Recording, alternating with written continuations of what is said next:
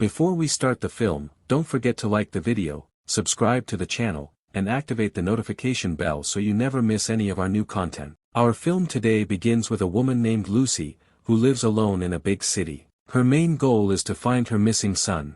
Her ex-husband visits her and they sit down to talk about their son. He tells her that he will distribute the boy's pictures on the streets, hoping someone will find him. That night, Lucy goes outside to take out the trash and sees a teenage boy sleeping on the ground. When she approaches him, she notices his hand is injured, so she takes him to her home to treat it. Later, we learn that his name is Joe and he is 17 years old. Lucy goes to get him some water, but when she returns, she finds that he is gone. She searches for him, but it's no use. The next day, Lucy goes to work. Her ex-husband calls her, and she is shocked to hear him crying. He tells her that they found their son, but sadly, he was dead. Lucy breaks down in tears, screaming and sobbing. After calming down, she goes to the cemetery to visit her son's grave, crying in disbelief that he's really gone.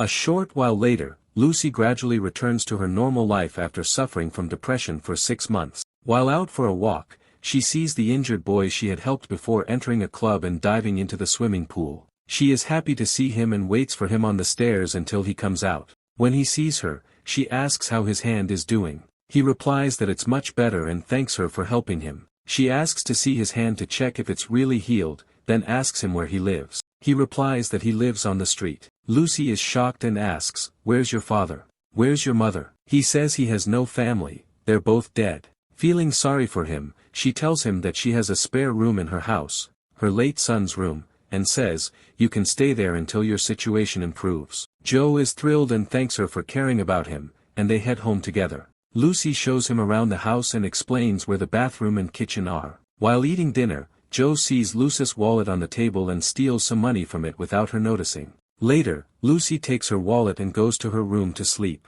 In the middle of the night, she checks on Joe but doesn't find him in the room. Worried, she searches for him and eventually finds him asleep on the couch. The next morning, Joe takes a shower and gets dressed. Lucy gives him the car keys and says, "Here are the car keys, in case you need anything." She then goes to the supermarket to buy household items and things for Joe. On her way back, the shopping bag rips and all the items fall. She takes off her jacket and uses it to carry the groceries, then returns home. When she arrives, she finds Joe in the garden, gives him a drink, and sits with him. He offers her a cigarette and says, "Try it." She refuses, saying she doesn't smoke. Joe insists that she'll like this kind, so she gives in and smokes with him. They spend time laughing and talking until Lucy gets drunk. She holds his hand and looks at him, but he takes advantage of the situation and touches her body. She quickly sobers up and tells him, "You should go to sleep now."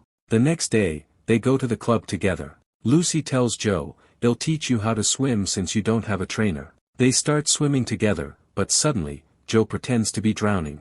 Lucy panics and rushes to save him, only for him to laugh and lift her up. She laughs with him and says, "Put me down." They keep playing in the water until the lifeguard scolds them. On their way home, Lucy runs into her ex-husband, who tells her he misses her and wants to talk. He asks her to go with him to a hotel, saying he never remarried and they've known each other for years. Lucy agrees and goes with him. On the way, she sees Joe from a distance with a group of shady-looking young men but doesn't pay attention to them. At the hotel, Lucy has with her ex-husband. Meanwhile, Joe and the other boys are beating someone up to steal his money. The next morning, Joe asks Lucy to go with him to the beach. She's delighted and agrees. On the way, they see a couple having sex and laugh about it before continuing on their way. At the beach, they undress and go into the water, spending a joyful time together. Afterward, they get dressed and return home. The following day, Lucy buys Joe new clothes and helps him put them on. That same day, Joe has a fight with a friend and returns home angry. He enters the bathroom and slams the door shut. Lucy hears him crying and opens the door to check on him. He remains silent, so she takes a sponge and starts washing his body. Then she dresses him and puts him to bed. The next day, Lucy meets her ex-husband at a restaurant, and they spend the day together. Later, he asks her to return with him to the hotel, but she refuses and asks him to leave. Later, we see Joe sitting with Lucy when some girls start flirting with him. She gets jealous and upset, gathers her things, and heads home. Joe follows her. On the way, he runs into Lucy's ex-husband, who says to him, "I know you're living in Lucy's house. Stay away from her and don't get involved in her life." but Joe punches him and says, "Who are you to order me around?" When Lucy sees them, she runs toward them to see what's going on. Her ex-husband yells at her, "Get this dog away from you, it's better for you." Joe feels hurt and returns home. When Lucy comes back to make peace with him, she hears a strange noise from his room. When she approaches, she finds him having sex with the girl who flirted with him at the restaurant. She shuts the door and leaves. The next day, the girl Joe was with comes to the house and asks him to go for a drive. He agrees, and they drive off together, leaving her small child behind, crying, with the baby bottle falling from his hands. Luckily, Lucy hears the baby and rushes to him, finding a cat on his face. She removes the cat and tries to calm the baby. The child's mother returns and hugs her son. Lucy says to Joe, "The cat scratched his face." Joe immediately takes the child to the hospital.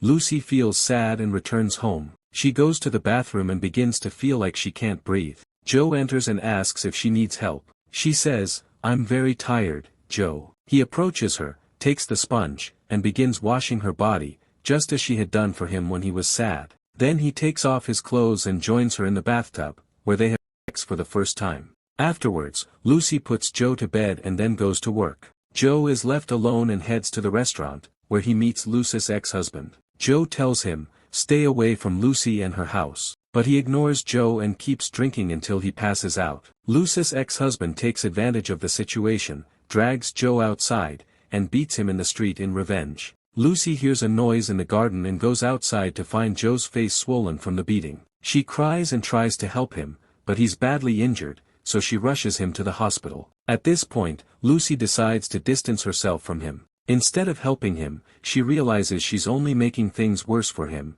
He keeps getting beaten, becomes more emotionally attached to her, and, worst of all, he loves her and wants to be with her.